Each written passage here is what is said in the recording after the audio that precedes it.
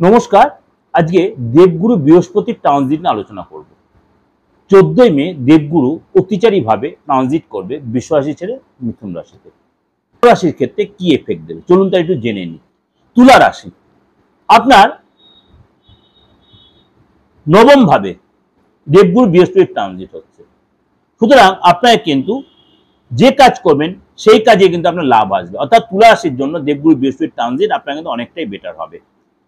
আপনার মানে বৃহস্পতির ভালো ফল দিয়ে এবং আপনার শনির সিচুয়েশনে ভালো জায়গায় থাকার জন্য আপনি কিন্তু যতটা ধার্মিক হবেন, দান ধ্যানে আপনার মন আসবে, লোকের প্রতি সেবা করার মানসিকতা আসবে এবং আপনার কিন্তু এই সময় মানে ননভেজ খাবারের প্রতি আপনার ইন্টারেস্ট আসবে। অর্থাৎ আপনাকে বলবো আপনি নিরামিষ খাবার প্রতি ইন্টারেস্ট আসবে, আপনাদের মাছ মাংস এই ধরনের বা অ্যালকোহলিক টেন্ডেন্সি আপনার থেকে আস্তে আস্তে বেরিয়ে যাবে।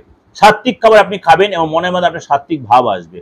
ঘরে কোনো মাঙ্গলিক কাজ হয়, আপনার বা আপনার ভাই বোনের বলুন, সন্তানের বলুন, কোনো মাঙ্গলিক কাজ হবে, ব্যবসা আপনার ডেভেলপ হবে, বৈবাহিক জীবনে খুশি হবে। আপনি যদি অবিবাহিত আপনার বিয়ে হয়ে যেতে পারে, আপনি সন্তান ধারণ করতে পারবেন।